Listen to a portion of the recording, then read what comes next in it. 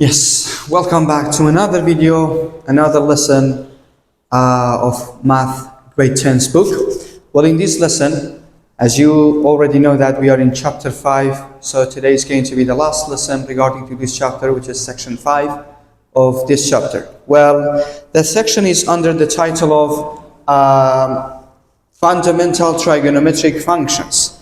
Well, in this section, basically we are going to deal with proving how to prove a trigonometric rule and a trigonometric equation, it's better to say. Well, in order to prove, first of all, we are just going to start with defining sine, cosine, tan of x regarding to an angle theta, that we have it on a coordinate plane. Then, of course, we are going to study some identities. So we are going to use these identities in order to prove our trigonometric equations, and of course we are going to prove the identity itself themselves by using those definitions that right now we are going to see it in the upcoming slides. So just be patient, stay with me, focus, and please pay attention. Then you can just note down whatever is needed to be noted now. All right. The first thing that we need to discuss about it is trigonometric function of theta. Consider this coordinate plane that it says theta is in standard position. In the very first section of this chapter, we discussed about standard position. We said that if an angle wants to be in standard position, it needs two conditions to go through to become an angle in standard position. So first of all, the vertex of our angle should be in the origin. Second, the initial side of our angle should be on the positive half of the x-axis. And as you can see, angle theta has both conditions, by the way. So let's see what we have here. It says that let P, which is x and y, be a point on the terminal side of theta in standard position. Here is P. So it says, let P be a point. So for point, what do we need? X coordinate and y coordinate. So both of them are over there, x and y. X is on the horizontal axis and y is on the vertical axis. Perfect. So here is P on the terminal side of angle theta. Let me just bring my pen. Yes. So go there. Here is P.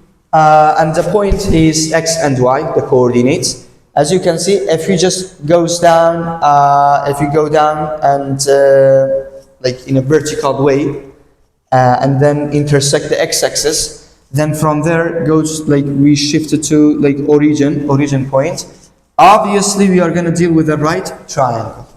A right triangle that the legs are y and x. This one is represented by y letter, y, because it's the vertical one, so it actually lands on the y-axis. And of course, this one, since it is on the x-axis, so we are going to represent it by x. So as Pythagorean's theorem says, right now we can write y squared plus x squared equals to, and the hypotenuse, as you can see, shown by the letter r. So r squared. This is what Pythagorean says regarding a right triangle with legs x, y, and the hypotenuse r. And when this theta is in standard position. Perfect. So based on that theta, right now we can define sine, cosine, and tan. So sine theta equals to, remember what was the code for sine? The code for sine was SOH, which is opposite over hypotenuse. So opposite is y and hypotenuse is r. So the opposite over hypotenuse equals to y over r. And as you can see, here sine theta equals to y over r. As well as for cosine theta, we have got k, which is adjacent over hypotenuse. So x over r.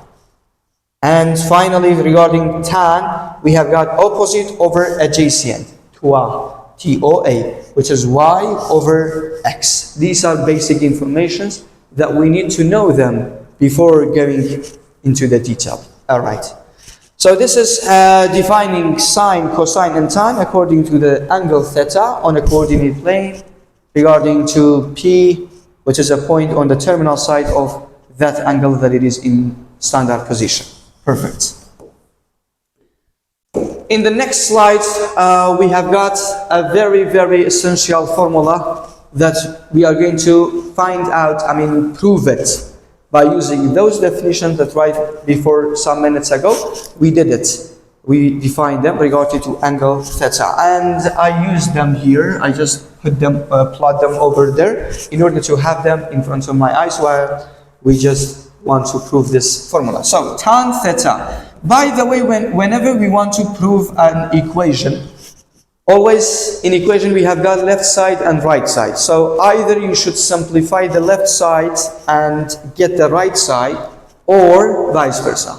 Try to simplify the right side and get the left side. Perfect. So tan theta equals to, with tan theta, I'm not going to go because dealing with the right side is much more easier and reasonable to go with. Alright, instead of sine theta, so previously when we defined these two sine and cosine theta in previous slide, we said that sine theta equals to y over r. So instead of sine theta, I'm going to write y over r. And instead of cosine theta, I'm going to write x over r. That is a way that already I taught my students, and you can just use it as well. Here, when we have a fraction over another fraction, there is a way that we use it to deal with such a cases. We said that far times far, near times near, or out times outside, inside times inside. So far times far, y times r, it's equal to yr over x times r, it equals to xr. So right now, since it's multiplication, so we can cancel the r's together. Multiplication between these two and these two. So r's are going to cancel each other out. So what will remain? Y over x. What was y over x stand for? It stands for tan theta. So since the left side is equal to tan theta and the right side we reach tan theta, that means that we just proved that, and that formula is correct. Of course, by using some numerical randomly, like random angles, you can just prove it as well. Yani, for instance, instead of theta, try to take one angle. Angle 30, 60, 45, 50, whatever you want. So try it. For example, instead of theta, write tan 45. So tan 45, it should be equal to sine 45 over cosine 45. You can try it, all right? Enter those kind of trigonometric ratios of that angle, which is angle 45, and try it. That's all about proving this important rule. Let me just make sure about the camera, see whether it works or not. Yes.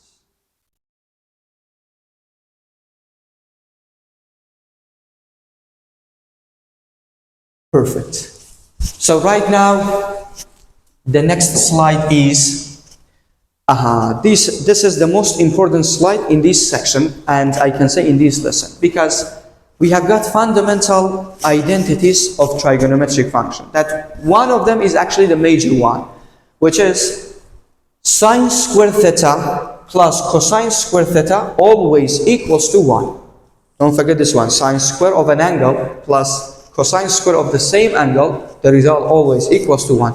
Go and try random angles, you are going to see the real things, which is it equals to 1. As well as, if you want to make sine square theta, we need to move this cosine square theta to the other side. So in that case, we are going to have sine square theta equals to 1. When we shift cosine square theta to the other side, it's going to become negative cosine square theta. Remember, we are going to use these identities in the upcoming slides, upcoming questions, in order to prove the questions, the equations. As well as, if you want to make cosine square theta alone, we need to move sine square theta to the other side. So in that case, cosine square theta would be alone in one side, equals to 1, and move sine square theta to the other side, so it's going to make it negative, so minus sine square theta. Remember these identities, we are going to use them in order to prove the upcoming questions. Next one, again, proving these identities by using these definitions that we already found it out for each trigonometric ratio. All right, instead of sine, I have y over r power 2 plus, instead of cosine, I have got x over r power 2, and the right side is equal to 1. So it means that from the left side, I should get 1 as well. If I couldn't, that means that this identity is not correct. So let's just do it. Stay with me. This square is for both numerator and denominator. So y square over r square plus x square over r square equals to 1. All right. Are the denominators the same thing? Yes, they are. So keep it r square and add the numerator. So y square plus x square equals to 1. Right before some minutes ago, we defined the Pythagorean theorem for this for that triangle. We said if here is y and here is x, so here is r. So in that case, according to Pythagorean, it says that y square, the sum of the legs square, always equals to hypotenuse square. So right now, take a look at the numerator of this fraction. Y square plus x square. Y square plus x square equals to what? Perfect, r square. So r square over r square equals to 1. That 1 will stay until the end of the story. Right now, something over itself, it equals to 1. So 1 equals to 1. That is the proof of these identities. Yes. The next question, again proving this identity, but this time by using the identities. You don't need to use x and y, because since we know the identities, so it's easier to prove it with those identities that we have. So first of all, I'm going to just rewrite sine squared theta equals to. Right before some minutes ago, we studied that sine squared theta plus cosine squared theta equals to 1. This was the first property that we had it. All right. So right now, instead of this one, I will write sine squared theta plus cosine squared theta. So instead of this one, I will write here. Why? Because 1 equals to sine squared plus cosine squared. So sine squared theta plus cosine squared theta. And originally in the question, what do I have? Minus cosine squared theta. Right now, take a look at it carefully. Cosine squared theta, negative cosine squared theta, they are going to cancel each other out. What will remain? Rewrite the left side, sine squared theta equals to sine squared theta. Since the left side and the right side are the same thing, we are just going to say that we proved it. That's it, by using the identities. The next one, this is another type of question that you will definitely face it in this section. It says, write the expression, this one, in terms of a single trigonometric ratio. What does it mean? It means that at the end, when you simplify it, we should have only one trigonometric ratio, either sine or cosine, or it might be tan. So only one of them. But right now here in this one, we have got cosine and sine. So we should turn it to 1. How? Remember a note that you studied in grade 9 and previous graders. So we said that the difference between two squares, yani a square minus b square, the difference between them, it equals to a minus b times a plus b. Right now we are going to use this idea to prove this one. So 1 plus, it's not about proving, it's actually simplifying. 1 plus cosine x over sine square x. What was the second identity? In the previous slide, we said that sine square theta equals to 1 minus cosine square theta. So instead of sine square theta, I will write 1 minus cosine square theta. 1 minus cosine square theta, or x. We can write x here since the angle is x over there. So sine x, cosine x. So here I will write x2. Okay. So take a look at here, 1 minus cosine square theta. We can give a square to this one because 1 square still it's equal to 1. So right now, compare it with this formula, with this equation, which is difference between 2 square. 1 square minus cosine square x. Can I write it in this way? Open 2 bracket, 1 minus plus cosine x, and the numerator is what? 1 plus cosine x. So if I want to just simplify it, you can see that 1 plus cosine x is the same with one of these brackets, which is 1 plus cosine x. So that's going to cancel this one. What will remain? 1 over 1 minus cosine x. That's the end of this simplifying. And as you can see, let's reread the title of the question. It says, write this expression in terms of a single trigonometric function, trigonometric ratio. So how many trigonometric ratio do I have? I have got only cosine and nothing else. This is how we solve such a question, by using the identities and of course background information. Perfect. The next question, write this expression in terms of a trigonometry. Again, remember the difference between 2 square, a square minus b square, it equals to a minus b, a plus b. Keep this one in your mind and let's just deal with this one. So sine square x, right before some minutes ago we said that sine square x equals to 1 minus cosine square x. That was the second identity. So right now, instead of that, I will write 1 minus cosine square x over 1 minus cosine x. Right now, difference between 2 square. Give a square to this one. Doesn't make change, by the way, but it will be useful for us. So right now, open 2 brackets in the numerator, and of course 1 minus cosine x will be the same in the denominator. So right now, distribute this one on the bracket, 1 minus plus cosine x. Right now, do we have common like factors, or let's say like terms? Yes, 1 minus cosine x is the same with 1 minus cosine x. So they are going to cancel each other out, and what will remain? 1 plus cosine x. That is going to be the result. So what was the title of the question? It says, write it in terms of a single trigonometric ratio. How many trigonometric ratio do I have? Only cosine. So that's it. I wrote it in terms of a single trigonometric ratio. Perfect. This is how we simplify. This type of questions were among the exercises, the examples in the lesson. So I just wanted to mention them in order to see how are we going to face them. Prove the following equation by using trigonometric identities. Remember, we had 3 identities. Right now, we are going to use each one of them for each question. So it depends on the type of question. So right now, 1 plus tan square x equals to 1 over cosine square x. So right now, if we, instead of this one, if I write, I will write the left side, 1 plus tan square x, and I will simplify the left side.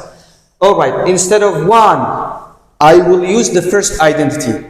What does it say? It says that sine square x plus cosine square x, it was equals to 1. So instead of that one, I will write this over cosine square x. Right now, I will separate this cosine square x for each term in the numerator. So rewrite the left side, 1 plus tan square x equals to, I will write sine square x over cosine square x. Then plus cosine square x over cosine square x. Well, clearly you can see that, okay, the left side would stay the same thing. 1 plus tan square x equals to. Bash. What was sine over cosine equals to?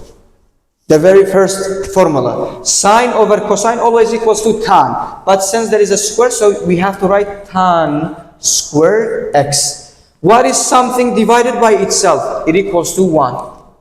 So 1 plus tan square x, it equals to tan square x plus 1. I just shift the place of them. So finally we are going to write 1 plus tan square x equals to, I will just switch the place of these two in order to match the left side. So 1 plus tan square x. As you can see, left side and right side are the same thing. So that means that we just proved it. Of course, there might be another way, some other way. So for each proof, we might have multiple ways. And for some, we might have only one way. This is the way that how to prove the first one. Well, the second one, cosine square x equals to 1 minus square x. That is, we solved a similar question to this one. So we write the first, the left side. So cosine square x equals to, instead of 1, I will use the first identity. What was the first identity? It was sine square x plus cosine square x. And originally in our question, we have got a negative sine square x. Right now, as you can see, this one and this one are the same thing, but with different sign. Here is positive, here is negative. They are going to cancel each other out. So what will remain? We write the left side, cosine square x equals to what left here? So cosine square x. Since the left and the right side are the same thing, that means we just proved it. Perfect. Again, we are dealing with two other equations to prove the following equations by using trigonometric identities. Here, I'm gonna with the right side, I can't do anything, so it's cosine x. So I will just keep the right side cosine x. But here, remember 1 minus sine squared. It was the third identity. What was the third identity? It says that cosine square x equals to 1 minus sine square x. So here the right side is given. So I'm going to use the left side. So instead of this expression, instead of 1 minus sine square, I'm going to write cosine square. Cosine square x over, we have got a cosine x in the denominator. So remember, what was x squared divided by x? These x cancel one of these x, only x will remain. So right now, cosine square over 1 cosine. So this cosine will cancel 1 cosine here, and only what will remain? Only 1 cosine. So as you can see, cosine x equals to cosine x, and that means we just proved it. Perfect. How about this one? So here, 1 over tan x equals to sine x minus cosine x. The thing that we need to simplify is this tan, because with cosine and sine, we can't do anything. Alright? So I will, or with 1, I can do something. Instead of this one, I'm going to write sine square x plus cosine square x. So that will be not helpful. So, all right, let me just simplify tan. Well, what was tan x? Remember, tan x was equals to sine x over cosine x. So right now, instead of this tan, I'm going to write sine x over cosine x. Okay, let's just write it down. I'm going to erase this one. I hope that you learn it. And try to listen carefully. Compare the things that I'm saying, like write the identities in front of your eyes in order to see when I'm saying that tan equals to this and this, you have a view of them in front of your eyes. All right, so 1 over, instead of tan, I will write sine x over cosine x times sine x minus cosine x equals to 0. we need to make this side 0, because here in the right side we have got 0. So let's see whether we can or not. There is a denominator for this one. Every single number has a denominator of 1. So right now use the idea of far times far, near times near. Cosine times 1, cosine x over near times near. So sine times 1 is equals to sine x times sine x minus cosine x equals to 0. So that sign will cancel this sign. What will remain? Only cosine x. Cosine x minus cosine x equals to 0. Is it correct that if you subtract anything from itself, it equals to 0? Absolutely, it is correct. So cosine x minus cosine x, it equals to 0. So 0 equals to 0. Always this one is correct. That's why we can say that right now this equation is definitely correct. And we just proved it by using the identities. Perfect. The next questions. All right, we have got two beautiful multiple choice questions that I just brought them from the end of your section 5, chapter 5. If you just go and check your book at the end of the exercises of that section, you will see these two equations, two questions. But how are we going to simplify them? Because it says simplify them. So 1 over sine square x, 1 over sine square x minus 1. So right now, okay, instead of this one, I will use the identities. What was the first identity? It says that sine square x plus cosine square x over sine square x minus 1. Oh, let's see what we are going to get. So I'm going to separate this denominator for each numerator. So we are going to get sine square x over sine square x plus cosine square x over sine square x minus 1. So we are going to get, okay, this one equals to 1.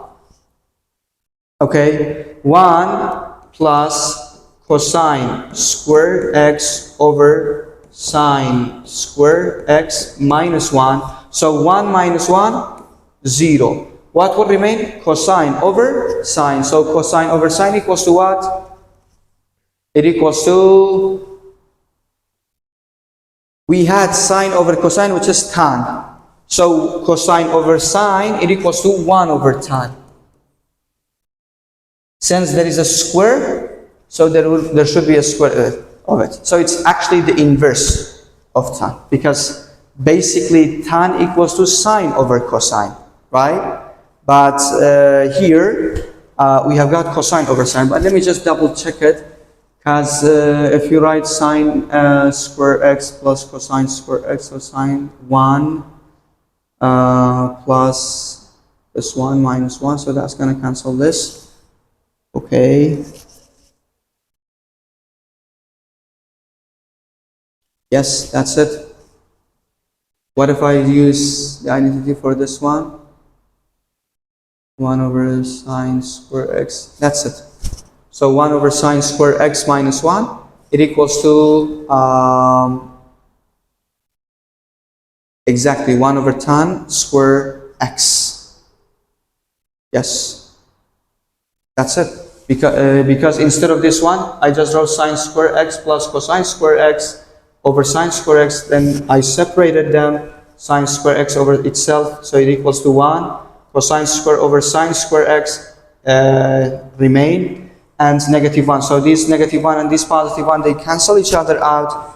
And as a note, I can just mention it here, tan x equals to sine x over cosine x, but 1 over tan x equals to cosine x over sine x. So since we have got cosine square x over sine square x, so we are going to have 1 over tan square x, because there is a square with cosine and sine.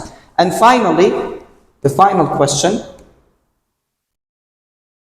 we have got a huge expression that we need to simplify. First of all, this sine square x will go with this sine square x. What will remain? Cosine square x times 1 over cosine square x minus 1. So we need to multiply that expression, that ratio outside with each term inside. So cosine square times this one, this cosine square cancel this cosine square, only 1 will remain. Minus cosine square times 1, it equals to cosine square x. What does this remind you, by the way? This is exactly the second identity, 1 minus cosine square x. You can just go back to the previous slide and check it. 1 minus cosine square x equals to sine square x. So sine square x. That's all about these two questions. And in this lesson, we are just dealing with proving and simplifying. So I hope that I could gave you some benefits, some tricks, and a good explanation. So see you in another video in chapter 6. Take care.